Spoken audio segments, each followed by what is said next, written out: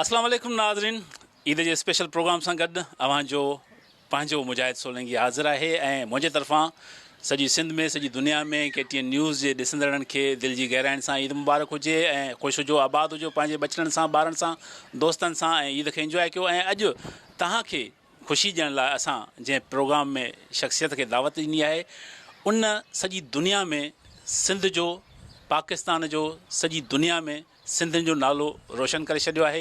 हिकिड़ी तारीख़ रक़म कई आहे, हिस्ट्री उन रक़म कई आहे। माउंट एवरेस्ट दुनिया जी बुलंद तरीन चोटी 8849 मीटर बुलंद चोटी आहे, उन नौजवान सर कई आहे ऐं हिकिड़े अहिड़े इलाइक़े सां जिते परे परे ताईं को बि जबल कान्हे, पर हीउ जबल चाढ़ू आहे। असद मेमून KTN न्यूज़ जे प्लेटफॉर्म ते तव्हां उनखे अॻ में ॾिठो हूंदो, पर हीउ जेको प्रोग्राम आहे हिकु ईद जे हवाले सां प्लस में माउंट एवरेस्ट जहिड़ी चोटी सर करणु तमामु वॾी ॻाल्हि आहे। असद भाउ, थैंक यू सो मच, तव्हां पंहिंजो क़ीमती टाइम ॾिनो। सभ खां पहिरियों त इहो ॿुधायो त जबल चाढ़ू जेको असां चऊं था, जबलनि ते चढ़ण जो शौक़ु, ऐं असांखे ख़बर पई त लाड़काणे जा आहियो ऐं पैदाइश बि तव्हांजी लाड़काणे जी आहे। थोरो सभ खां पहिरियों त असांजे नाज़रीन खे ॿुधायो त इहो लाड़काणे जो नौजवान वरी दुनिया जी बुलंद तरीन चोटीअ ताईं कीअं पहुतो ऐं पंहिंजे सफ़र जी शुरूआति असां कयूं। त सभ खां पहिरियों त इहो ॿुधायो त पैदाइश कॾहिं थी ऐं स्कूलिंग कॾहिं थी, कहिड़े कहिड़े स्कूल में पढ़ियो, इहो थोरो ॿुधायो असांजे नाज़रीन खे। Sir, thank U for having me. मूंखे तव्हां मौक़ो ॾिनो पंहिंजी कहानी ॿुधाइण जो। अगेन ईद जी स्पेशल मौक़ो आहे, त पहिरियों त सभिनि ॾिसंदड़नि खे ईद जी तमामु घणी वधायूं। ईद मुबारक एवरीबडी। सोलो न हुयो, डायरेक्ट बि न हुयो, डायरेक्ट लाड़काने मां बुलंद तरीन चोटी ते न पहुतो आहियां।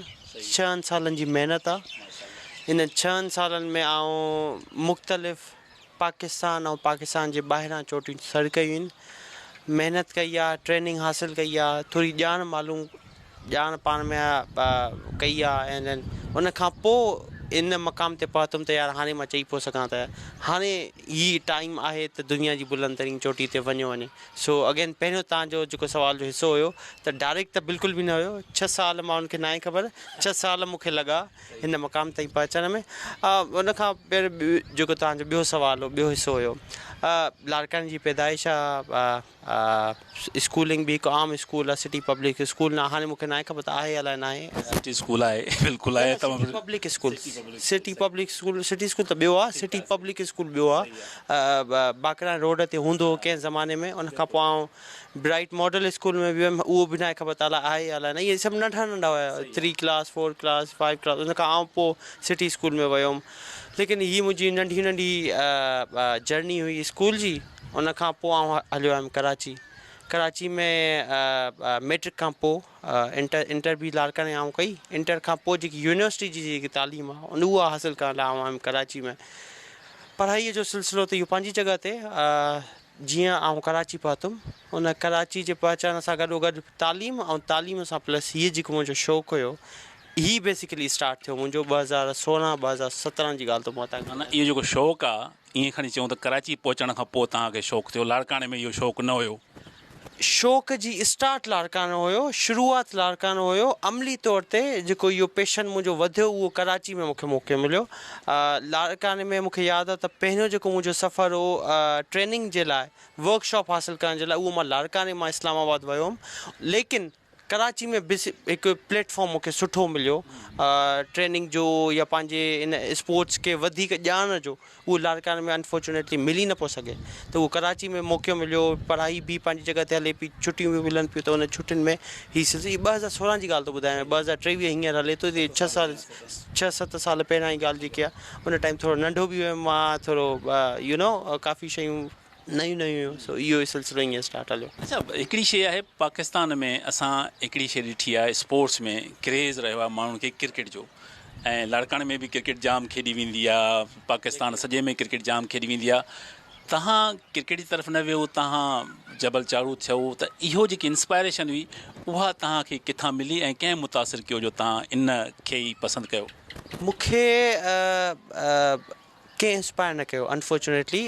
को शख़्स या को इंसान न हुयो जंहिंखे आउं ॾिसी करे फॉलो कयो। तव्हांखे पाण खे लाड़काने में मां कंहिंखे ॾिसंदुमि? इवन कराची में हिते माण्हुनि खे ॼाण न आहे। हेॾो वॾो शहरु आहे, पाकिस्तान जो वॾे में वॾो शहरु आहे, हिते माण्हुनि खे ॼाण न आहे, त आउं कंहिंखे ॾिसंदुमि? त जेसिताईं इंस्पिरेशन जी ॻाल्हि आहे त अनफॉर्चुनेटली इंस्पिरेशन हुई कान, पर मूंखे कुझु क्रेज़ ऐं कुझु रिस्की ऐं कुझु अहिड़ियूं शयूं करण जो मज़ो ईंदो हुयो जंहिंखे तव्हांजी लाइफ वर्थ ख़बर पई यार मुंहिंजी ज़िंदगी ख़तरे में पइजी वई मां उतां बची वियुमि लेकिन मां कुझु अहिड़ो कमु कयुमि जो यार मूंखे यादि रहिजी वियो इन क़िस्म जूं शयूं करण जो मज़ो ईंदो हो त उहो जेको स्पार्क जंहिंखे चओ या हिकु चिंग चओ उहा चिंग बेसिकली हुई उन चिंग मां हिकु बाहि थी बाहि मां पैशन थियो पैशन मां हींअर तव्हांजे ॾाढो एज़ अ प्रोफेशन इहे स्पोर्ट्स कयूं वेठो आहियां so this was actually a random thing को इंस्पिरेशन न हुयो कंहिंखे फॉलो न कयो कुझु बि न कयो बसि हिकु कुझु नयो कुझु रिस्की कुझु एडवेंचरस करण जो शौक़ु हुयो ऐं सोशल मीडिया उन ते थोरो घणो मुंहिंजी हेल्प कई सोशल मीडिया ते कुझु शयूं ॾिठियूं उहे शयूं किथां जूं हुयूं अच्छा उहे इस्लामाबाद में थियूं थियनि अच्छा इस्लामाबाद में कीअं थियूं थियनि अच्छा उहे ईअं थियूं थियनि अच्छा सोशल मीडिया इहा आहे त तव्हां जेतिरो सर्च कंदो तेतिरो वधीक तव्हांखे ख़बर पइजी थी वेंदी त उन टाइम सोशल मीडिया मुंहिंजो वॾो किरदारु अदा कयो हिन स्पोर्ट्स में इंटर थियण में अच्छा असद हिकिड़ो ॿियो बि सुवालु आहे न त तव्हां पाण ॿुधायो त रिस्की आहे डेंजरस आहे ऐं तव्हां कुझु न कुझु अहिड़ो करणु चाहियो त जेको यादगारु हुजे पर घर जो जेको माहौल आहे उहो वॾो अहम किरदारु अदा कंदो आहे बाबा अम्मा भाइर भेनर उन्हनि खे बि इहा ख़बर हूंदी हुई यकीन कि डेंजरस स्पोर्ट्स आहे ऐं जबल ते चढ़णु को मज़ाक न आहे असां पंधु हलूं था 2 किलोमीटर 3 किलोमीटर त असांजो साहु बुसाड़िजी थो वञे ऐं तव्हां दुनिया जी बुलंद तरीन चोटी ते चढ़ंदा रहो था एतिरियूं बुलंद तरीन चोटियूं तव्हां सर कयूं उन ते बि असां डिस्कस कंदासीं त घर जो जेको माहौल आहे बाबा अम्मा इन्हनि कॾहिं कुझु चयो त भाई छा थो करे कहिड़ी गेम पसंदि कई थी छॾ हिनखे न तमामु घणो डिस्करेजमेंट शुरू में न ई आहे न मूंखे पाण खे एॾी ॼाण न हुई त मुंहिंजे वालदेन खे त हूंदी ई न त हीअ सेफ्टी बि हिन में का शइ हूंदी आहे बाज़ारि जीअं तव्हां पाण चयो एज़ अ लेमैन हिकु नओं माण्हू ॾिसंदड़ त उहो इहो ई चवंदो त रिस्की आहे जेसि ताईं तव्हां इन में इंटर नथा थियो तव्हांखे सेफ्टी रसनि जी त ख़बर ई नथी पए मूंखे पाण ख़बर न हुई त उहा ई तव्हांजी ॻाल्हि बाबा अम्मा जी त उहा ई डिस्करेजमेंट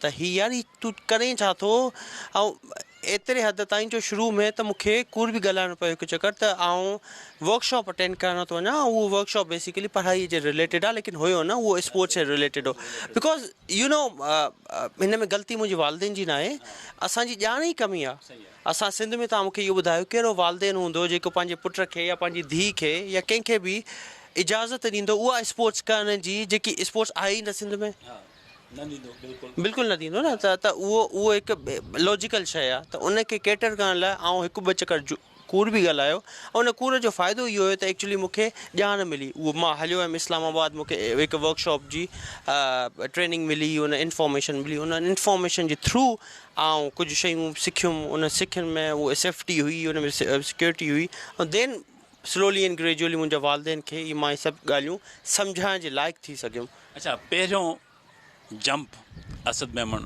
किथे आहियूं कहिड़ी चोटी बुलंद सर कई पहिरियों स्टेप चवंदो बाबा ही यादगार आहे मुंहिंजो जितां शुरूआति थी इस्लामाबाद में त तव्हां ट्रेनिंग कई हूंदी यकीनन इस्लामाबाद में पाकिस्तान में चोटियुनि ते चढ़िया हूंदो पर हिकिड़ी इंटरनेशनल चोटियूं मां ख़बर आहे त ब्राज़ील बि तव्हां थी आया हो साउथ अमेरिका थी आया हो रशिया थी आया हो जेके उतां जी बुलंद तरीन चोटियूं सर कयूं पहिरीं बुलंद तरीन चोटी जेकी तव्हां सर कई उनखां पोइ तव्हांजो हौसलो बुलंद थियो हुजे उहा कहिड़ी चोटी हुई अच्छा हीअ मां ॿाहिरि त बाद में वियुमि ॿाहिरि मां जॾहिं इहो जेको पाण खे मिशन जो गोल ॾिनो आहे न इहो 2019 जी ॻाल्हि आहे 2018 2017 ऐं 2016 जो अधु ऐं पाकिस्तान में गुज़ारियो मुंहिंजी पहिरीं क्लाइम जेकी हुई उहा तव्हां हुंज़ा त ॿुधो हूंदो हुंज़ा वॾो फेमस हिकु शहरु आहे या टूरिस्ट प्लेस आहे हुंज़ा खां हिकु ॻोठु आहे शिमशाल हुनखे चइबो आहे उते शिमशाल मुंहिंजो पहिरियों माउंटेनियरिंग वारी ट्रिप हुई ऐं वियुमि शिमशाल 2017 या एग्ज़ैक्ट यादि न आहे मूंखे 16 जो एंड हुयो या 17 जो स्टार्ट हुयो त आउं वियुमि शिमशाल में चोटीअ जो नालो आहे मिंगलिक्सर 6000 हुनजी बुलंदी आहे 6000 वॾी आहे पहिरियों चकर तव्हां 6000 खे क्लाइम करणु वञो था त मतिलबु ठीकु ठाकु हाइट आहे माण्हू वेंदा आहिनि 4000 ते 5000 ते पोइ वेंदा आहिनि 6 ईअं स्लो ऐं डायरेक्ट वियुमि 6000 ते लेकिन अच्छा मां तव्हांजी ॻाल्हि कटी बिल्कुलु इहो तमामु वॾो हिकिड़ो कारनामो आहे 6000 बुलंद चोटी आहे मीटर पर इक्विपमेंट जे हवाले सां बि थोरो असांजे नाज़रीन खे ॿुधायो त तव्हांजो जेको साज़ो सामान हूंदो आहे उहो कहिड़े क़िस्म जो हूंदो आहे उन जी जेकी क़ीमत हूंदी आहे मूंखे ख़बर पई आहे त ॾाढो महांगो हूंदो आहे थोरो उन बारे में ॿुधायो त कहिड़ी कहिड़ी शयूं ज़रूरी हूंदियूं उन क्लाइम करण लाइ उहो किथां मिलंदो आहे ऐं केतिरी उन ते इन्वेस्टमेंट थींदी आहे थोरो असांजे नाज़रीन खे इहे बि ॿुधाइणु ज़रूरी आहे इहो त सम्झंदा त पंधु ई चढ़ी वेंदो चोटीअ ते पर छा हूंदो आहे इहो बि ॿुधाइणु खपे दिमाग़ आहे न बर्फ़ ते तव्हां कीअं था हली सघो तव्हां बर्फ़ ते पेर रखंदव असीं जो ॾींहं उते गुज़ारियूं था त उहे पेर ॾींहं त न हली सघंदा न, उन लाइ हिकु जूतो खपे। हाम असां जेके जूता पायूं था उहे आला था थी वञनि, आला थधि माइनस टेम्परेचर उहो बि न हली सघंदो, त इन लाइ उहो तव्हांजी ॻाल्हि त हर शइ स्पेशल आहे। हुन जा जूता एॾा हेवी आहिनि जो तव्हां तसवुरु नथा करे सघो। 3 किलो जो हिकु पेर जो हिकु बूट आहे। उनजो फ़ाइदो इहो आहे त उहो तव्हांखे थधि खां पाणीअ खां बर्फ़ खां महीननि ताईं बचाए थो।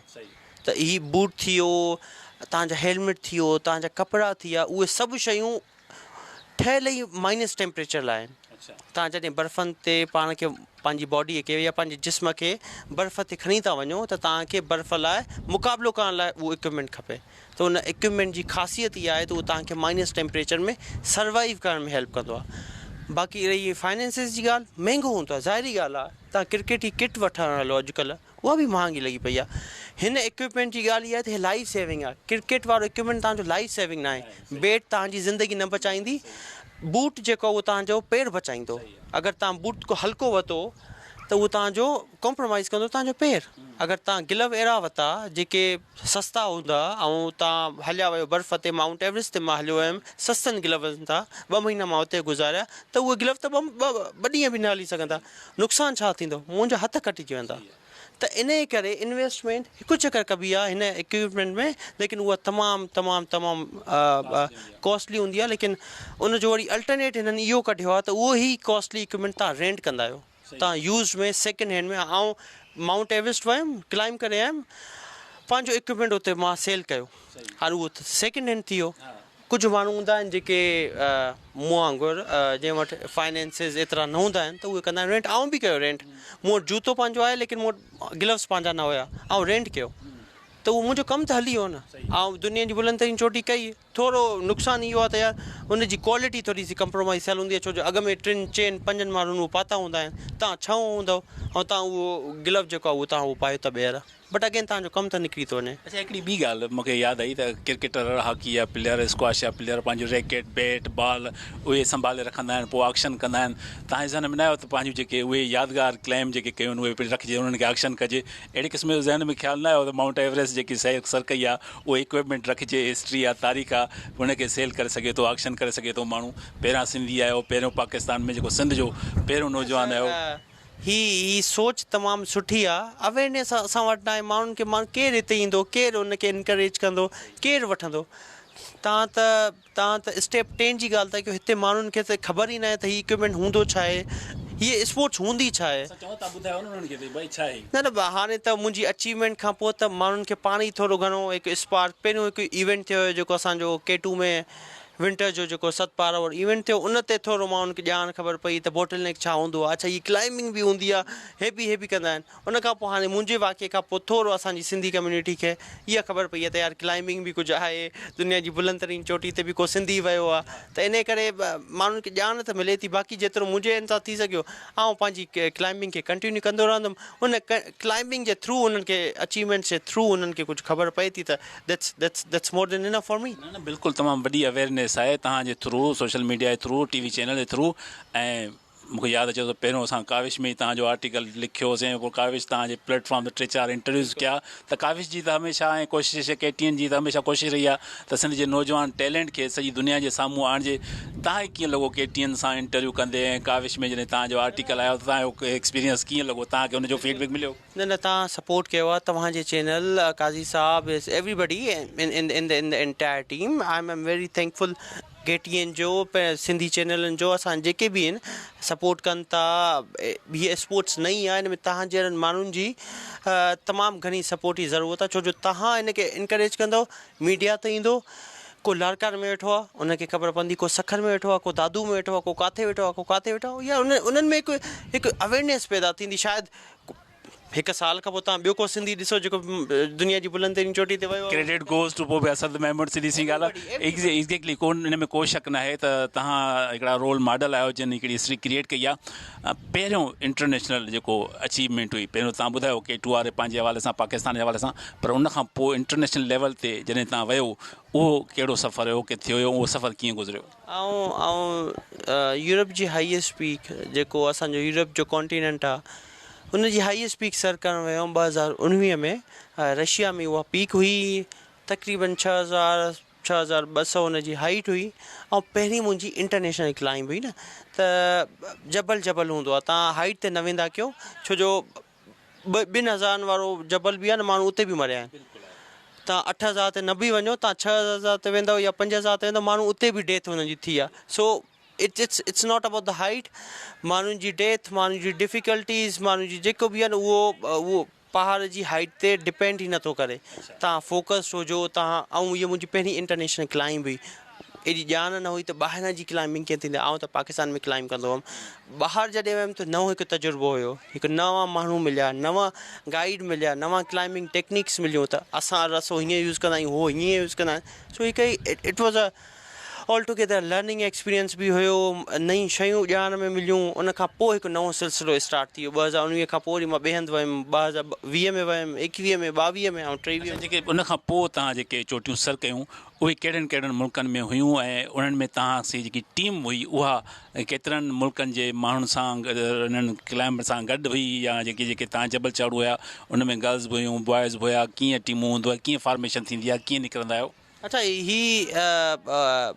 ईअं न आहे त सिर्फ़ु मर्दनि जी गेम आहे हीअ मायुनि जी बि गेम आहे ऐं असांजी टीम में हर दफ़े ईअं न आहे त सिर्फ़ु हिकु दफ़ो हुयो ॿियो साल हुयो ॿिए साल में न हुयूं हर दफ़े मायूं बि हूंदियूं आहिनि जेके क्लाइंब कंदियूं आहिनि ऐं उहे मायूं असांखां बि वधीक फिट हूंदियूं आहिनि तव्हांजी सोच आहे जेके क्लाइंबर्स फीमेल आहिनि या जेके मायूं जेके ख़वातीन आहिनि उहे तमामु घणियूं फिट हूंदियूं आहिनि 2019 में आउं वियुमि यूरोप जी हाईएस्ट पीक सर करणु 2020 में आउं वियुमि साउथ अमेरिका जी हाईएस्ट पीक सर करणु उहा हुई अर्जेंटीना में 2021 में आउं वियुमि अफ्रीका में आउं रिकॉर्ड बि ठाहियो हुयो ऐं 14 कलाकनि में ऐं 14 कलाकनि में अफ्रीका जी हाईएस्ट पीक सर कई हुई जेकी किलिमंजारो जो नालो आहे वॾी फेमस आहे असांजे कुझु माण्हुनि खे शायदि न हुजे ख़बर लेकिन वर्ल्ड ओवर इन ते प्रोग्राम कयो होसीं असां प्रोग्राम कयोसीं हीअ वर्ल्ड ओवर फेमस पीक आहे हिनखे आउं हिकु रिकॉर्ड टाइम में सर करे पहिरियों एशियाई माण्हू थियो हुयुमि अञा ताईं उहो रिकॉर्ड मूं वटि आहे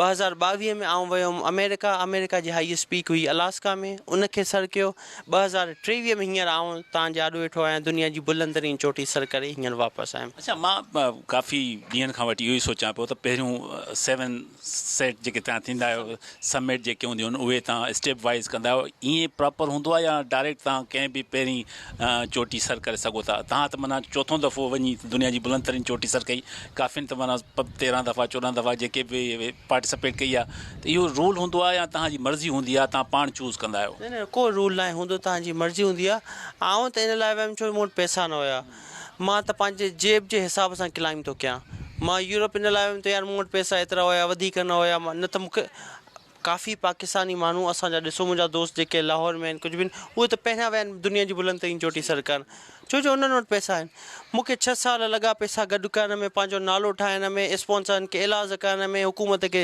इलाज करण में या ॿिए कंहिंखे बि इलाज करण में त यार घटि में घटि हाणे मूंखे एतिरी क़ाबिलियत थी वई आहे 6 सालनि जी मां महिनत कई आहे 6 डिफरेंट मुल्कनि में वियो आहियां हेतिरी क्लाइंब कई आहे पाकिस्तान जो पहिरियों सिंधी आहियां हाणे मूंखे एवरेस्ट लाइ कुझु सपोर्ट कयो त इहो मर्ज़ी त मुंहिंजी हुई लेकिन जेब इजाज़त ॾे न मेरे बि इजाज़त न पई वॾे वॾो सुवाल इहो थिए त जॾहिं स्पॉन्सरशिप जी तलाश कजे थी त ज़ाहिरी ॻाल्हि आहे उन में वरी गवर्नमेंट जो किरदारु वॾो अहम रहे थो त सिंध गवर्नमेंट तव्हांखे सपोर्ट कई आहे सिंध गवर्नमेंट जो छाकाणि जो स्पोर्ट्स में तमामु घणी एक्टिव नज़र आई आहे साईं मुराद अली शाह हुजे स्पोर्ट्स एडवाइज़र लुत्फुल्ला पाण हुजे उन सां गॾो गॾु अॻ में सरदार मोहम्मद बख़्श महार हुयो यानी इहा हिकिड़ी टीम आहे सैयद मुराद अली शाह जी इहे स्पोर्ट्स खे तमामु घणो प्रमोट कंदा आहिनि क्रिकेट में त नो डाउट तमामु एक्स्ट्रॉर्डनरी परफॉर्म कयो आहे इन्हनि हिन फील्ड में तव्हांजो वास्तो थियो राब्तो थियो कंहिं तव्हांखे सभ खां वधीक सपोर्ट कयो सिंध गवर्नमेंट जी ॻाल्हि कजे त अगरि सिंध गवर्नमेंट जी ॻाल्हि कजे त अगेन जंहिंजो तव्हां नालो खयो CM साहब he was specially kind to me उन्हनि जे थोरा तो आहियां या उन्हनि जो थोरो आहे जो आउं एवरेस्ट लाइ वञी सघियुमि छो जो मुंहिंजी एतिरी कैपेबिलिटी न हुई फाइनेंशियली त आउं एवरेस्ट लाइ वञी सघां त CM साहब खे आउं रिक्वेस्ट कई हिकु लेटर लिखियो CM साहब खे काफ़ी माण्हुनि खे लिखियो उन में हिकु CM साहब बि हुयो जितां रिस्पॉन्स मिलियो न उहो CM साहब हुयो ऐं हिकु गवर्नर साहब खे लिखियो ऐं ॿिए हंधि लिखियो लेकिन किथां रिस्पॉन्स उहो मिलियो कान आई वॉज़ एक्चुअली सरप्राइज़ जॾहिं CM साहब जी तरफ़ां मूंखे जवाबु मिलियो त हा यार हीअ त हिकु सुठो कमु आहे तव्हां हेतिरनि सालनि खां महिनत कई आहे तव्हां हे कयो असां तव्हांखे जेतिरो थी सघियो सिंध गवर्नमेंट जी तरफ़ां असां सपोर्ट कंदासीं त इन जे करे CM साहब ऐं स्पेशली मुर्तज़ा वहाब साहब उन्हनि बि राब्तो मूंसां कयो, उन्हनि बि मूंखे एनकरेज कयो। न सिर्फ़ु हिकु हूंदो आहे न राब्तो करे अच्छा सुभाणे असां तव्हांखे ॿुधाईंदासीं, ईअं न हुयो। हिकु बिल्कुलु हिकु प्रॉपर कम्युनिकेशन हो त तव्हांखे छा खपे, कीअं खपे, छा करिणो आहे, कीअं करिणो आहे, मुंहिंजे वञण खां पहिरियों। त उहो वॾो सबबु इहो आहे त साईं मुराद अली शाह पाण क्रिकेटर हुयो ऐं मुर्तज़ा वाह पाण क्रिकेटर लवर आहे, स्पोर्ट्स लवर आहिनि, त इहो रीज़न बि थी सघे थो। एग्ज़ैक्टली ऐं हिकु इहो रीज़न बि आहे त सिंध मां इहो पहिरियों चकर को करे पियो। ऐं दिस वॉज़ अ हिस्ट्री, जीअं तव्हां पाण चओ था त सिंध मां हर जॻह मां विया आहिनि।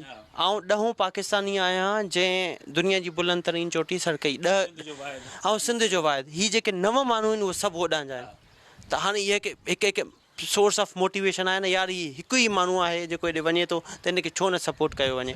त इहो हिकु मुंहिंजे ख़्याल में हिकु रीज़न हुयो जिन ते मूंखे सपोर्ट कयो वियो। ऐं थोराइतो आहियां सभिनि जो, उन सभिनि इदारनि जो, सभिनि माण्हुनि जो, इंक्लूडिंग CM साहब, मुर्तज़ा वाब साहब, स्पोर्ट्स मिनिस्ट्री तव्हां ॻाल्हि की, हर कंहिंजी। छो जो तव्हां मूंखे सपोर्ट कयो आहे, तव्हां हिन स्पोर्ट्स खे सपोर्ट कयो आहे, तव्हां सिंध खे सपोर्ट कयो आहे। हाणे लाड़काने जे माण्हूअ खे हिकु रीज़न मिली आहे इहो चवण लाइ त यार हीअ करे सघे थो, मां बि कंदुमि।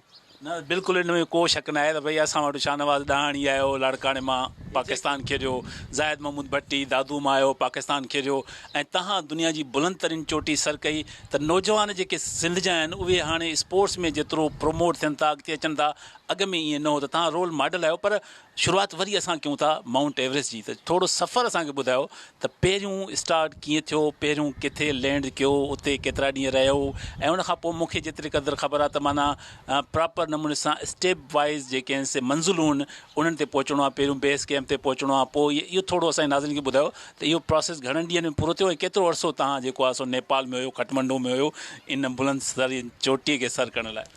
ऐं काठमांडू में न हुयुमि। दुनिया जी बुलंद तरीन चोटी जेकी आहे उहा काठमांडू खां 40 मिंट अॻिते आहे, जहाज़ जी फ्लाइट आहे। तव्हां काठमांडू खां जहाज़ में वेंदा आहियो, हिकु ॿियो शहर ईंदो आहे, उनजो नालो लुकला आहे। तव्हांजो सफ़र शुरू थो थिए लुकला मां। मां नेपाल पहुतुमि, मां अॻिले ॾींहुं लुकला पहुतो हुउमि। मुंहिंजो सिर्फ़ु हिकु ॾींहुं या 2 ॾींहं, हिकु राति ऐं हिकु ॾींहुं जेकी आहे उहा स्टे हुयो काठमांडू में, छो जो तव्हांखे सेटिंग करणी हूंदी आहे न। फ़ौरन 2 ॾींहंनि खां पोइ आउं पहुतुमि लुकला। हीअ त मां ॻाल्हि ॿुधायांव अप्रैल जी 10 तारीख़ जी, ऐं 10 अप्रैल ते लुकला या 11 अप्रैल ते लुकला पहुतो हुउमि। उतां मुंहिंजो सफ़र थियो वेंदे ऐं हिते वापसि पहुतो आहियां 28 मई ते। इहे तक़रीबन 2 महीना थिया मिली करे। 2 महीना मूंखे लॻा दुनिया जी बुलंद तरीन चोटी खे सर कंदे कंदे कंदे कंदे। इन 2 महीननि खे तव्हां काफ़ी स्टेजिस में, सेवरल स्टेजिस में डिवाइड करे सघो था। हाणे उहो माण्हू जेको मां तव्हांखे मिसाल थो ॾियां, हिकु माण्हू हुजे न, हिकु लाड़काने मां माण्हू चवे थो मूंखे दुनिया जी बुलंद तरीन चोटी सर करणी आहे। पहिरियों स्टेज इहो आहे तव्हांखे पहुचणो आहे लुकला। लुकला रस्तो न आहे, बाय एयर ई तव्हांखे पहुचणो आहे। तव्हां लुकला पहुतो, हिकु नंढो शहर आहे, तमामु नंढो शहर आहे। उतां तव्हांजी हाइकिंग थी स्टार्ट थिए। उतां तव्हांखे 10 ॾींहं लॻनि था बेस कैम्प पहुचण में। हाइकिंग जे थ्रू हिकु ॾींहुं तव्हां हिकु शहर पहुतो, ॿिए ॾींहुं शहर थो चवां त मतिलबु हिकु नंढा नंढा ॻोठ आहिनि। हिकु लुकला खां पोइ हिकु ॿियो ॻोठ आहे, उन खां पोइ ॿियो ॻोठ आहे, उन खां पोइ ईअं 10 डिफरेंट स्टेजिस अचनि थियूं, ॻोठ अचनि था या नंढा नंढा घर अचनि था, उन्हनि खे तव्हांखे क्रॉस करिणो आहे 10 ॾींहंनि में। पोइ त तव्हां पहुचो बेस कैम्प ते। जॾहिं तव्हां बेस कैम्प ते पहुतो, हितां तव्हांजी एक्चुअल मंज़िल स्टार्ट थी थिए एवरेस्ट खे सर करण जी। लेकिन जॾहिं तव्हां बेस कैम्प ते पहुचो था, तव्हां डायरेक्ट नथा वञी सघो, छो जो तव्हांजी जेकी जिस्म आहे, जेकी तव्हांजी बॉडी आहे, उहा यूज़ टू न आहे थधि जी। तव्हांखे उते हिकु हफ़्तो गुज़ारिणो आहे घटि में घटि। उन माहौल में एडजस्ट थियण जे लाइ, माहौल में एडजस्ट थियण जे लाइ तव्हांखे घटि में घटि हिकु हफ़्तो गुज़ारिणो आहे। उन हफ़्ते में तव्हांजी बॉडी जेको आहे उतां जो टेम्परेचर माइनस में थो हले पियो, बर्फ़ में हले थो पियो। छो जो मां हितां पहुतो, मां तव्हांखे ॿुधायुमि, मां हितां पहुतुमि 2 ॾींहंनि में। लुकला खां 10 ॾींहं मूंखे लॻा। मुंहिंजी बॉडी अञा ताईं पथरनि ते हले पई। जॾहिं मां बेस कैम्प ते पहुतुमि त उते यकदमि बर्फ़ आहे, उते यकदमि -15 टेम्परेचर आहे, चाहे कुझु बि थिए। त उते मुंहिंजी बॉडी खे टाइम खपे।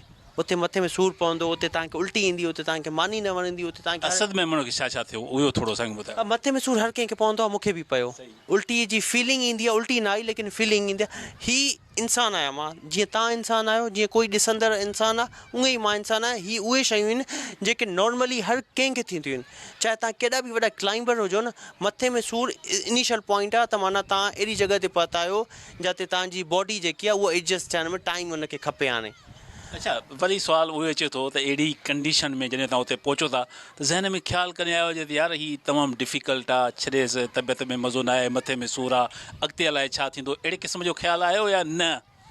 अहिड़ो जॾहिं ख़्यालु अचे थो न हर दफ़े ईंदो आहे, जॾहिं अहिड़ो ख़्यालु अचे थो न इन जो काउंटर ख़्यालु इहो हूंदो आहे त यार मां किथां आयो आहियां, कीअं आयो आहियां, केतिरे टाइम खां पोइ आयो आहियां, ॿीहर मां हेॾे अची सघंदुमि, कंहिंखे मूंखे वरी ॿीहर इलाजु करणा पवंदा, हूअ इलाजनि वारी स्टेज खां पोइ मूंखे छा करिणो पवंदो, कंहिंजी ऑफिस में चकर लॻाइणा पवंदा, उहे जॾहिं इहे न हिते जेके असांजो कल्चर आहे न उहो डिस्करेज थो करे, महिनत डिस्करेज नथी करे, महिनत ठीकु आहे काफ़ी माण्हू आहिनि, इहो ई माण्हू अगरि ॿिए मुल्क में हुजे न त हू ही कल्चर उन ख़बर ई न अथई कल्चर असांजो ऑफिस वारो धकनि वारो साहब अजनाए वारो इहो कल्चर उन्हनि खे ख़बर ई न आहे। मुंहिंजे लाइ इहो कल्चर तमामु घणो डिसहार्टनिंग आहे, इहो कल्चर ई मोटिवेट थो करे त यार मां हिन अज़ियत खां पार करे हिकु चकर आयो आहियां, मूंखे ॿीहर हितां गुज़रो ई न आहे, इहा ॿियो कुझु अचे ई नथो ज़हन में। अच्छा, घणा स्टेजिस हुया बेस कैंप खां पोइ मथे माउंट एवरेस्ट सर करण में, ऐं जेको जबल आहे उनजी थोरी असांखे मेयरमेंट ॿुधायो त असां त हिकिड़ो त फ्लैट जबल हूंदा आहिनि, हिकिड़ा त ईअं क़दम क़दम रखी ईज़ी हूंदा आहिनि, हिन जी जेकी मेयरमेंट आहे, हिन जी जेकी लोकेशन आहे माउंट एवरेस्ट जी, उहा कहिड़ी क़िस्म जी हुई, त कीअं कर्वी हुई या स्ट्रेट हुई या मथे सिधी हुई, उहो थोरो। अच्छा, जॾहिं तव्हां 8000 मीटर वारे जबल जी ॻाल्हि कयो न, उहो हमेशह स्टीप हूंदो आहे, को नंढा हूंदा आहिनि 6000 जीअं थी जीअं मुंहिंजो पहिरियों क्लाइंब हुई मिंगलिक सर, उहो ठीकु उहो फ्लैट हो, थोरो स्टीप हो वरी फ्लैट हो, जॾहिं तव्हां 8000 जी ॻाल्हि था कयो न, 8000 बेस कैम्प खां पोइ हू डायरेक्ट स्टीप हूंदा आहिनि, छो जो 8000 आहे न, उन 8000 जी बुलंदी खे कवर करण जे लाइ स्टीपनेस लाज़मी आहे, छो जो अगरि उहो स्टीप न हुजे त उहो तमामु घणो ॾुखियो हूंदो।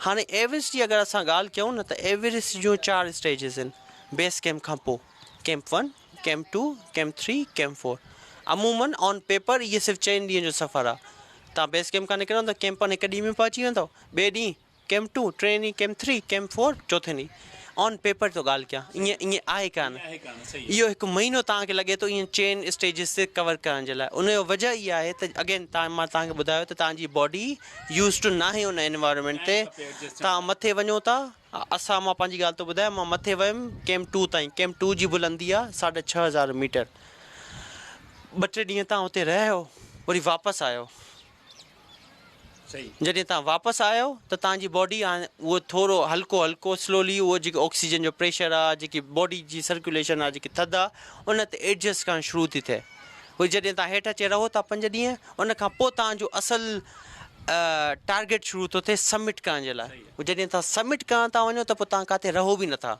इहे जेके 4 ॾींहं आहिनि 4 ॾींहं पोइ बि तव्हांजा सबमिट में लॻंदा, लेकिन तव्हां राति नथा गुज़ारियो, जॾहिं तव्हां सबमिट करणु वञो था त तव्हां बेस कैम्प मां निकिरो था, हीअ थोरी ॾुखियूं ॻाल्हियूं आहिनि, नयूं ॻाल्हियूं आहिनि, काफ़ी माण्हुनि खे न आहिनि ख़बर, लेकिन आउं जेतिरो ईज़ीली थी सघे सम्झाइण जी कोशिशि कयां थो। बेस कैम्प खां तव्हां निकिरंदा आहियो, 6 कलाक तव्हांखे लॻा, 4 कलाक वरी रेस्ट कंदव कैम्प 1 में, वरी 6 कलाक ॿिया लॻंदा, वरी तव्हां कुझु थोरो रेस्ट कंदव, वरी 8 कलाक ॿिया लॻंदा, जेॾो मथे वेंदो ओॾो टाइम वधीक लॻंदो, छो जो मथे स्टीपनेस आहे, तव्हां सरफेस जी ॻाल्हि पिया कयो, कैम्प 2 खां हाणे मां तव्हांखे ॿुधायो 4 स्टेजिस आहिनि 1, 2, 3, 4 न, कैम्प 2 खां पोइ 75 डिग्री जे स्लोप आहे, हाणे जेकी असांजी भित हूंदी आहे घरनि जी जेकी भित आहे उहा 90 डिग्री आहे, उनखे थोरो कर्व कयो त असांजो उन स्टीप ते असां हलूं था, एतिरो ॾुखियो स्टीप आहे, उहो एॾी स्टीपनेस आहे उनजी जो अगरि तव्हां रस्से में हथु न विझो, कंहिं पॉइंट में थकिजी करे हथु कढो त तव्हां हेठि किरी पवंदव, हीअ तव्हां इमेजिन नथा करे सघो, लेकिन तव्हां वीडियोज़ यूट्यूब ते पयूं हूंदियूं या काई फिल्मियूं वग़ैरह आहिनि कुझु इन शइ ते ठहियल, त एवरेस्ट जो जेको मथियों हिसो आहे न उहो केॾो ख़तरनाक आहे, हेठियों हिसो कोई बि पार थो करे सघे, ठीकु आहे तव्हां स्लोली ग्रेजुअली 2 ॾींहंनि में 3 ॾींहंनि में तव्हां कैम्प 2 ताईं पहुतो, कैम्प 2 पहुचणु मुश्किल न आहे, 6000 खां पोइ 6500 ऐं 7000 ताईं हिकु बाउंड्री आहे, 7000 खां पोइ जेके तव्हांजा 2000 आहिनि न, छो जो हुनजी बुलंदी 8800 आहे, 7000 खां पोइ तक़रीबन जेके 18 या 2000 जेके मीटर्स आहिनि, उते तव्हांजी सॼो यू नो उहो तव्हांजी बॉडी ख़बर न तव्हां कयो छा था, उहे जेके 7000 खां पोइ तव्हां निकिरो था न, तव्हांजी ऑक्सीजन जी कमी तव्हांखे ख़बर न आहे त मां ऑक्सीजन खणी सघां, मतिलबु हींअर मुंहिंजी अगरि साह में तकलीफ़ आहे त मूंखे ख़बर त पवंदी न मुंहिंजी साह में तकलीफ़ आहे, उते त तव्हांखे उहा बि नथी ख़बर पइजी सघे। अच्छा, तमामु मुश्किल मरहलो आहे इहो। ऐं हिते वरी सुवाल जीअं मुंहिंजे ज़हन में चयो त नाज़िन ज़हन में बि ईंदो त एॾो वॾो सफ़र तइ करणु, एॾी डिफ़िकल्टीज़ में ट्रेवल करणु, एॾो वॾो जेको आहे सो तमामु सोचण खां ई ॿाहिरि आहे। त मेडिकल जे हवाले सां कहिड़ी शयूं तव्हां सां गॾु हूंदियूं? ॿियो हिकिड़ो खाद खुराक बि आहे, 2 महीना जेको तव्हां जबलनि में चढ़ो, खाइणु पीअणु, उन जे हवाले सां कहिड़ा इंतिज़ाम हूंदा आहिनि, छा हूंदो आहे, थोरो इहो ॿुधायो। मेडिकली जेके डेथ थियनि थियूं उहे इन करे थियनि थियूं जो हुननि वटि मेडिकल एॾी सर्विसिस न आहिनि। फस्ट एड हूंदी आहे असां वटि। फस्ट एड त उहा हूंदी आहे जंहिंमें तव्हां पेनाडॉल जी टिकी विधी, ब्रूफेन जी टिकी विधी, हिकु ॿ तव्हां सनी प्लास्ट विधी, इहो हूंदो आहे फस्ट एड। मथे सूर जी तव्हां गोरी विधी। फस्ट एड उते कमु न कंदी आहे। फस्ट एड त हूंदी आहे बेस कैम्प लाइ, या हूंदी आहे उनखां बि पहिरियां। जॾहिं तव्हां 7000 मीटर ते आहियो न त फस्ट एड जो कमु ई न आहे। उते अगरि मेडिकली तव्हांखे ज़रूरत पवे थी या मेडिकली को एतिरो इंजर्ड आहे या एमरजेंसी आहे त पोइ सिर्फ़ु हिकु ई सूरत आहे, उहा आहे रेस्क्यू जी, बसि। उते डॉक्टर बि न आहे, उते कुझु बि न आहे, उहे सभु सर्विसिस हेठि बेस कैम्प ते आहिनि। असीं जॾहिं इहे जेके डेथ थियनि थियूं न मथे, हिन सीज़न में 17 माण्हू मरिया आहिनि ऑफिशियली, माना जे सर्टिफाइड आहिनि त यार हीअ आहे मरिया आहिनि या किरिया आहिनि या गुम थिया आहिनि, लेकिन हीअ कान्हनि क्या हाणे। अच्छा, मां तव्हांजी हिकिड़ी शइ ॿी बि पढ़ी त इन सॼे टूर में हिकिड़ो दोस्त बि हुयो तव्हांजो, उनजी बि ज़िंदगी वई, इहो बि वाक़ियो तव्हांजो थियो तव्हां सां गॾु? हिकु न ॿ, असांजे ग्रुप 22 माण्हुनि जो ग्रुप हुयो, जंहिंमें डिफरेंट नेशनलिटीज़ हुयूं, को जर्मनी जो, को सिंगापुर जो, को हंगरी जो, किथे हो। हुन मां 2 दोस्त मुंहिंजा मरिया। हिकु सिंगापुर जो दोस्त हुयो, हिकु हंगरी जो दोस्त हुयो। मुंहिंजे साम्हूं लाइक मां तव्हांखे ॿुधायमि 7000 खां पोइ मथे जॾहिं तव्हां वञो था न त तव्हां अलाह जे आसिरे ते आहियो। तव्हांखे पाण खे न आहे ख़बर त मां छा थो कयां। तव्हांजो दिमाग़ु तव्हांजो साथ ॼण स्लोली घटिबो वेंदो आहे। उन कंडीशन में तव्हां फोकस कीअं था थियो, कंसंट्रेशन तव्हांजो कीअं थो रहे, जॾहिं तव्हांखे ख़बर नथी पए त हाणे मूंसां थिए छा थो, त पोइ उन वक़्तु तव्हांजी असल इम्तिहान तॾहिं आहे। इहा ई त गेम आहे न। तॾहिं त सिर्फ़ु पाकिस्तान में सिर्फ़ु 10 माण्हू विया आहिनि, न त हींअर त हज़ारे माण्हू थी आया हुजनि। असांजी 220 मिलियन जी पॉपुलेशन आहे, उन मां 9 विया हुया, 10 मां थियुमि। इहा ई त वजह आहे त हिन ताईं न आहिनि वञी सघिया। ऐं ॿी ॻाल्हि इहा आहे त भले तव्हांजी बॉडी थोरी तव्हांजो साथ ॼण हल्को स्लोली छॾे ॾिए, तव्हांजो मथो तव्हांजी मेंटली जेकी कैपेबिलिटीज़ कमु थियनि, पर पोइ बि तव्हां फोकस्ड इन लाइ आहियो छो जो हिकु रसे में तव्हां अटैच्ड आहियो। उन रसे खे तव्हां फॉलो था कयो। तव्हांजूं अखियूं हेठि आहिनि, तव्हांजो ख़बर त यार मुंहिंजो मथे में सूरु पए थो, उहो पवंदो, उहो वधंदो वेंदो ऐं थधि बि लॻे थी, लेकिन हिन रसे खे मूंखे फॉलो करिणो आहे। इनखे जीअं मां छॾियुमि, छॾिणो बि न आहे। अगरि मां 2 मिंट बीठुमि बि न, मुंहिंजो ध्यानु ॿिए हंधि हलियो वेंदो। ऐं मुंहिंजो ध्यानु अगरि ॿिए हंधि हलियो वियो न, उहे 5 मिंट मुंहिंजा ज़ाया थींदा। ऐं ज़ाया थियण में इहो थींदो त मुंहिंजो सॼो जेको बि मोमेंटम आहे न, मां हलां थो त मुंहिंजी बॉडी थोरी गरम आहे, मुंहिंजो फोकस समिट ते आहे। मां ग़लतीअ सां बि ॿियो कुझु सोचियुमि ऐं बीह रहियुमि न त कमु ख़लासि, कंसंट्रेशन लूज़ थी वेंदो। इहे ॾींहं मुंहिंजे ख़्याल में ईद जा ॾींहं हुया, रमज़ान जी ईद जा ॾींहं हुया, ऐं ईद जे हवाले सां असां प्रोग्राम बि कयूं पिया। पंहिंजनि खां घर वारनि खां परे हुयो तव्हां इन समिट में, त ईद कीअं गुज़री, ईद जे ॾींहुं छा छा यादि आयो, उहो थोरो ॿुधायो। ऐं ईद हिते जॾहिं तव्हां कंदा आहियो घर में, त उहा कीअं हूंदी आहे, ऐं उते जॾहिं हुयो त उहा ईद कीअं गुज़री? ऐं वीडियो बि ठाही इहा फेसबुक ते रखी हुई। उन ईद वारे ॾींहुं एॾी मौसम ख़राबु हुई, एॾी मौसम ख़राबु हुई जो उन खां पहिरियों त कुझु हुयो ई न। उन खां पहिरियों माण्हू खिलनि पिया, घुमनि पिया। उन ईद वारे ई ॾींहुं एॾी बर्फ़बारी पई आहे, एॾी बर्फ़बारी पई आहे जो मूंखे मजबूर थियुमि उहा वीडियो ठाहे करे फेसबुक ते रखण जे लाइ। बट अगेन घर वारनि जी यादि ईंदी आहे हर उहा शइ, छो जो मुंहिंजी पहिरीं ईद हुई जेकी आउं घर खां ॿाहिरि कई। उन खां पहिरियों उहे सभु ईदियूं जेके बि आहिनि उहे इत्तेफ़ाक़ सां फैमिली सां गॾु थियूं। हीअ पहिरीं ईद हुई, बट मिशन एॾो वॾो हुयो, गोल एॾो वॾो हुयो जो सभु शयूं सेक्रीफाइस करणियूं पियूं।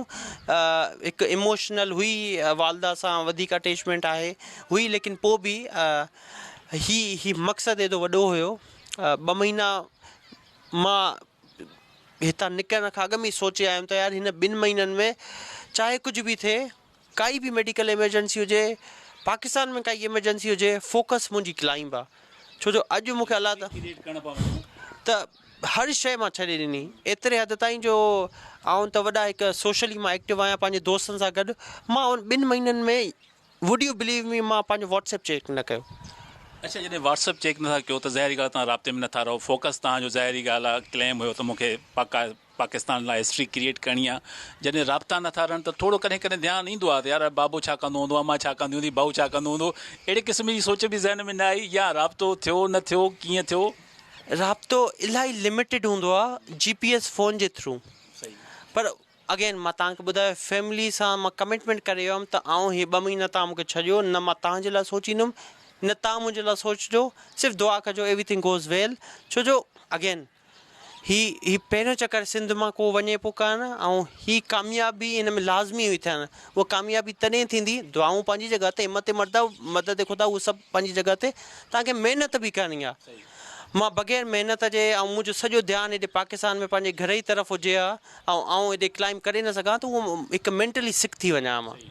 त आउं हीअ हिकु कमिटमेंट कई त यार न, ही 2 महीना एटलीस्ट जॾहिं मां क्लाइम कयां थो, जॾहिं मां बेस कैम्प खां मथे वञां थो, I will not be focusing on anything जेकी पाकिस्तान में थिए थी। चाहे फिटनेस जो वॾो अहम रोल हूंदो आहे, स्टेमिना जो वॾो अहम रोल हूंदो आहे। असां त रनिंग करिणो आहे, जॉगिंग करणी आहे, जिम वञिणो आहे, स्विमिंग करणी आहे, इहे सभु शयूं फिटनेस में काउंट थियनि थियूं। एॾो वॾो इवेंट करण खां अॻु में कहिड़े क़िस्म जी तयारी कई? पहिरियों त तव्हां सबमिट करे आया हो, पर इन इवेंट जे कवर करण लाइ ट्रेनिंग जो जेको सेशन हुयो उहो कहिड़ो हूंदो हुयो, छा कंदा हुयो, रूटीन वाइज़ एक्सरसाइज़ जे हवाले सां थोरो ॿुधायो। ऐं सिर्फ़ु एक्सरसाइज़ न, 6 महीना लॻाया मुंहिंजी जिम जी स्पेशल ट्रेनिंग सेशन्स आउं रखाया हुया।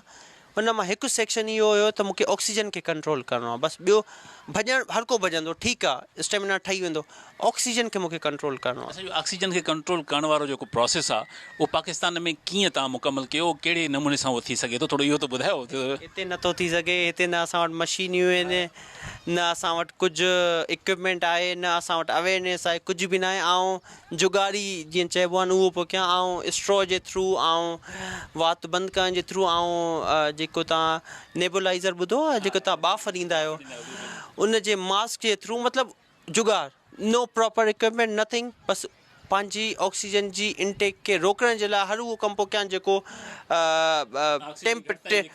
उहो थी सघे, उहो टेम्पररी।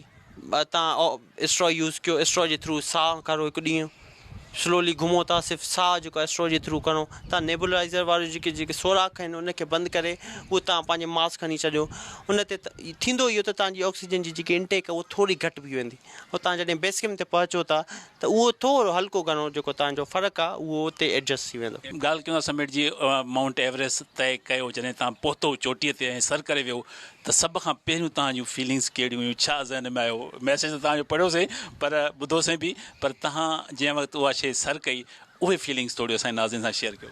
आउं त अलाह ताला खे पहिरियों यादि कयो, ऐं समिट ते ॾुखियाई ख़बर अथव सभिनि खां बुरी ॻाल्हि छा आहे, मूंखे 2 महीना लॻा मथे पहुचण में, 5 मिंट बि मूं वटि न हुया मथे बीहण जे लाइ।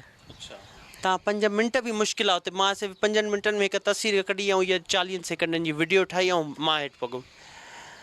हर कंहिंजी ख़्वाहिश हूंदी आहे हुते अधु कलाक बीहे, हुते एतिरो टाइम बीहे जो यार उन 2 महीने जो घटि में घटि निचोड़ त निकिरे।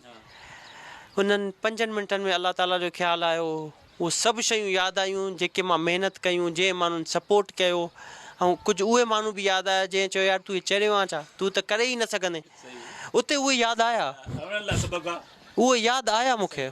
उन्हनि कुझु माण्हू सरकारियुनि जी ॻाल्हि थो कयां, कुझु सरकारी माण्हुनि त ऑफिस में बि अचणु न ॾिनो, सम्झनि पिया त आउं मज़ाक़ थो कयां, ऐं न करे सघंदुमि या कुझु बि, त उहे यादि आया, उहे पहिरियों उहे यादि आया। त मां चयो चलो अॼु न त सुभाणे घटि में घटि हीअ मुंहिंजी तस्वीर ॾिसंदा ऐं उन्हनि खे यादि ईंदो त उन्हनि चयो छा हुयो।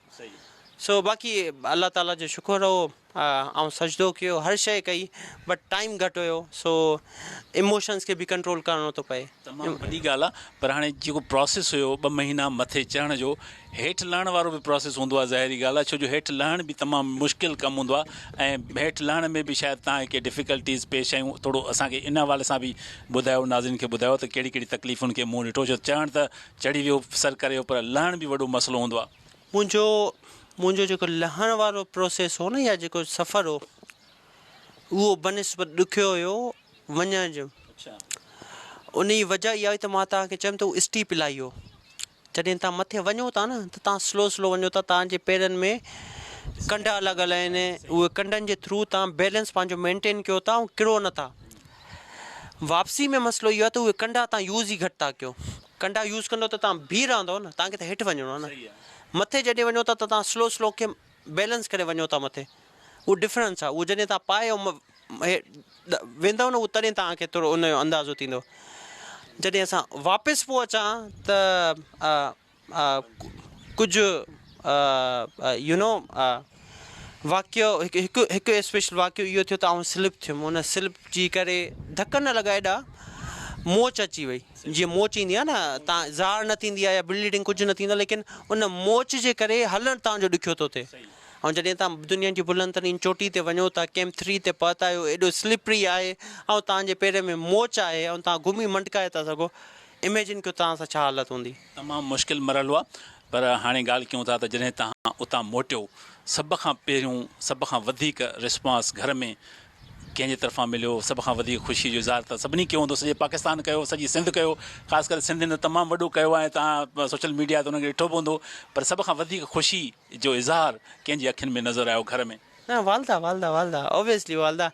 कुझु ख़बरूं अहिड़ियूं हलियूं हुयूं जेके हक़ीक़त जे बरक्स हुयूं, त उन ख़बरुनि बि अञा वधीक मुंहिंजे घर में टेंशन करे छॾी न, त हिनखे अलाए छा मचा थी वियो। So when I was there, जॾहिं आउं हिते पहुतुमि त उहा हिकु ख़ुशी, हिकु की यार हीअ आयो सही सलामत विदाउट एनी इंजरी, त ऑब्वियसली वालदा जो हिकु वॾो हूंदो आहे। सो वालदा ई हुई।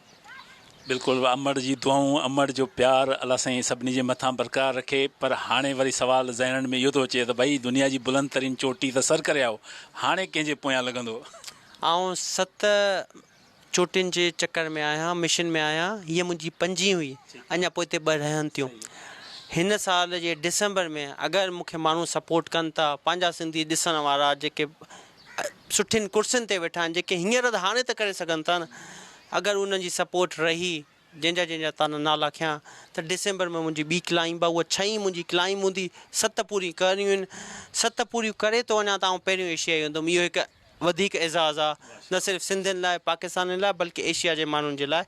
त डिसंबर में मुंहिंजी क्लाइंब आहे। हींअर आउं रिकवर थो कयां, इनशाला 1-2 हफ़्तनि में जॾहिं आउं फुली फिट थो थी वञा, त मुंहिंजी ट्रेनिंग स्टार्ट थींदी डिसंबर वारी क्लाइंब जे लाइ। उहा डिसंबर वारी क्लाइंब अंटार्कटिका में आहे। उते माण्हू रहंदा ई न आहिनि, उते सिर्फ़ु बर्फ़ आहे।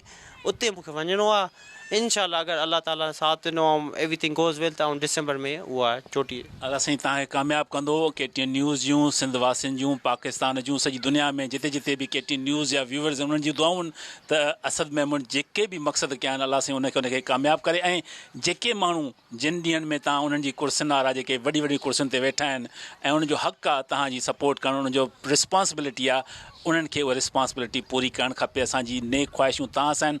ईद जे हवाले सां KTN न्यूज़ जे व्यूअर्स खे कहिड़ो पैगाम ॾींदो? हा, हिन ईद ते कुझु नओं कमु कयो। Do something which is unique, जेको तव्हांखे वणे थो। मेन शइ इहा आहे न, तव्हांखे वणे थो, ॾुखियो हुजे, पर हुजे ॾुखियो। ॾुखे कमु जॾहिं तव्हां कंदव न, फेल बि थियो था न, तव्हांखे मज़ो ईंदो। नेक्स्ट टाइम तव्हां कंदव, यू विल बी सक्सेसफुल। अगरि पहिरीं अटैम्प्ट में तव्हां सक्सेस था थी वञो, तव्हांखे लाइफ जी वर्थ ख़बर पवंदी। नओं कमु कयो, ॾुखियो कमु कयो, एंड अटैम्प्ट प्लीज़ कयो। नओं कमु कयो, ॾुखियो कमु कयो, अटैम्प्ट कयो, उन मां तव्हांखे सबक़ु मिलंदो। पर उन सां गॾोगॾु कुझु ॾींहं तव्हां दादूअ में ट्रेनिंग बि ॾिनी हुई, प्रोसेस बि हो 2 ॾींहं जो, तव्हां उन मां फीडबैक तव्हांखे केतिरो मिलियो, या असांखे अञा वधीक कमु करण जी ज़रूरत आहे त माण्हुनि में अवेयरनेस पैदा कजे? इन तरफ़ आणण लाइ छा करणु घुरिजे? असद छा थो करे सघे? आउं छा थो करे सघां? आउं पंहिंजी नॉलेज खे कन्वे करे सघां थो। आउं नौजवाननि में जेको मां सिखियो आहे उहो ॿुधाए सघां थो। तव्हां दादू जी ॻाल्हि कई, आउं दादू में आई वॉज सरप्राइज़्ड। मां सिर्फ़ु 10 माण्हुनि जे चकर में हुयुमि त 10 माण्हू ईंदा, 10 दोस्त ईंदा, नौजवान ईंदा। 10 खां मथे 35-40 माण्हू आया हुया। हे 2020 में कयो, अलाए 21 में कयो। मां ॿीहर करे सघां थो। हुकूमत चाहे गोरख हिल में त हिकु VIP अपॉर्चुनिटी आहे। हीअ रॉक क्लाइंबिंग जी, हाइकिंग जी, हर शइ ठहियलु आहे।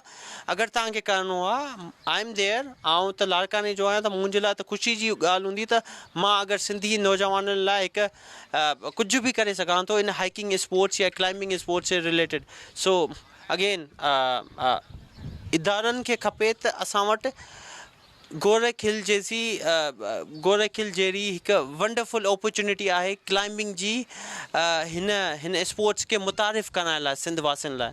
सिर्फ़ु कमी उन शइ जी आहे त हिकु इनिशिएटिव खणनि, चाहे उहो दादू जी इंतिज़ामिया हुजे, दादू DC दादू साहिबु हुजे, उहो चाहे त अलाए छा मां छा थी सघे थो। साईं असां दादू जे DC खे न चवंदासीं, असां साईं सैयद मुराद अली शाह खे चवंदासीं। साईं पाण दादू खां वाक़िफ़ आहे, जाम शोरे जो आहे ऐं गोरख हिल स्टेशन सिंध जी हिकिड़ी सुञाणप आहे ऐं तव्हां जेको इन्हनि खे इहो आइडिया ॾिनो आहे, उमेद आहे त इन आइडिया ते अमल कंदा ऐं तव्हांजी ख़िदमतुनि मां फ़ाइदो वठंदा ऐं सिंध जे नौजवाननि खे अञा वधीक सिखिया ॼाण में अहम किरदारु अदा कंदा। नाज़रीन, KTN न्यूज़ जी हिन ईद स्पेशल ट्रांसमिशन में उमेद आहे तव्हांखे असां खां खोड़ सारो इन प्रोग्राम जे थ्रू मज़ो मिलियो हूंदो। हिकिड़ी हिस्ट्री, हिकिड़ी तारीख़ असां तव्हां सां मुलाक़ात कराईसीं ऐं इन मां तव्हांखे अवेयरनेस मिली हूंदी त कहिड़ियुनि तकलीफ़ुनि कहिड़ियुनि परेशानियुनि मां गुज़री असद मेमन दुनिया जी बुलंद तरीन चोटी सर कई आहे। पर सवाल जेको असद जी ॻाल्हियुनि मां मूंखे अख़ज़ थियो उहो इहो हुयो त सिर्फ़ु 2 या 3 माण्हू या 4 माण्हू जिन हिननि जी हौसला अफ़ज़ाई कई, जिन हिननि जी मदद कई, जिन हिननि खे स्पॉन्सर कयो, सॼी सिंध खे अॻिते अचणु खपे। सिंध इंतिज़ामिया खे, सिंध गवर्नमेंट खे, साईं मुराद अली शाह खे अगेन, ऐं साईं मुर्तज़ा वहाब साहब खे, साईं नासिर शाह खे, साईं शर्जील इनाम मेमण साहब खे, स्पोर्ट्स मिनिस्ट्रीअ खे इनिशिएटिव वठणु खपनि त हिन नौजवान मां फ़ाइदो वठनि त असां वटि सिर्फ़ु असद मेमण हिकिड़ो न हुजे, असद मेमण जहिड़ा ॿिया खोड़ जा दोस्त असांजा साम्हूं अचनि। नाज़रीन, उमेद आहे तव्हांखे असांजो ईद स्पेशल प्रोग्राम पसंदि आयो हूंदो। पंहिंजे मेज़बान मुजाहिद सोलंकी खे ॾींदा इजाज़त, कैमरामैन रशीद चांडियो सां गॾु वरी मिलंदासीं कंहिं नए प्रोग्राम में। अल्लाह वाही।